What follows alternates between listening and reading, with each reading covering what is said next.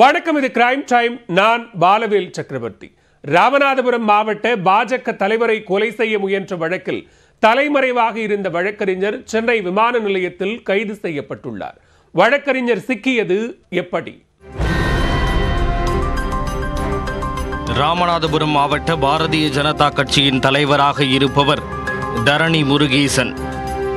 கேணிக்கரை பகுதியில் தனி வீட்டில் குடும்பத்தினருடன் வசித்து வருகிறார்.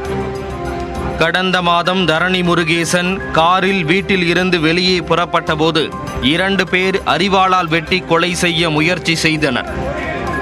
சத்தம் கேட்டு தரணி முருகேசன் வீட்டருகே இருந்த பாஜகவினர் சம்பவ இடத்திற்கு ஓடி வந்து அரிவாளுடன் நின்ற 2 பேரையும் சுற்றி வளைத்து பிடித்து சரமாரியாக தாக்கினர்.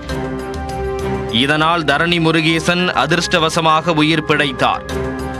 கொலை செய்ய வந்தவர்கள் அரிவாளால் வெட்டியதில் தரணி முருகேசனிடம் பணியாற்றும் ஊழியர் கணேசன் காயமடைந்தார்.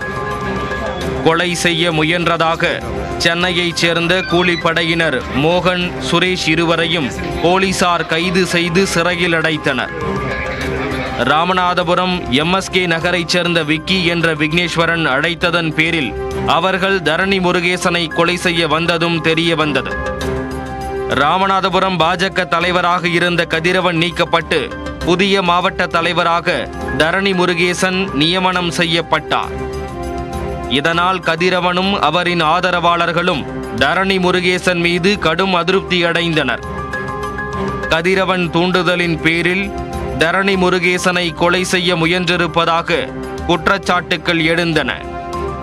தாக்குதல் சம்பவத்தில் காயமடைந்த கணேசன் அளித்த புகாரின் பேரில் மோகன், சுரேஷ், விக்னேஸ்வரன், வழக்கறிஞர் சண்முகநாதன், கதிரவனின் ஓட்டுநர் பாலமுருகன் என்ற சேட்டை பாலா ஆகியோர் மீது போலீசார் வழக்கு பதிவு செய்தனர். முன்னாள் தலைவர் கதிரவன், வழக்கறிஞர் சண்முகநாதன் ஆகியோரை போலீசார் கைது செய்ய முயன்றபோது அவர்கள் தலைமறைவாகிவிட்டனர். இந்நிலையில் வெளிநாடு தப்பிச் செல்ல முயன்ற வழக்கறிஞர் சண்முகநாதனை சென்னை விமான நிலையத்தில் வைத்து போலீசார் கைது செய்தனர். அவரை நீதிமன்றத்தில் ஆஜர்படுத்தி மதுரை சிறையில் அடைத்தனர். பாஜக முன்னாள் மாவட்ட தலைவர் கதிரவன் அரபு நாடுகளுக்கு தப்பி சென்றிருக்கலாம் என போலீசார் தெரிவித்துள்ளனர்.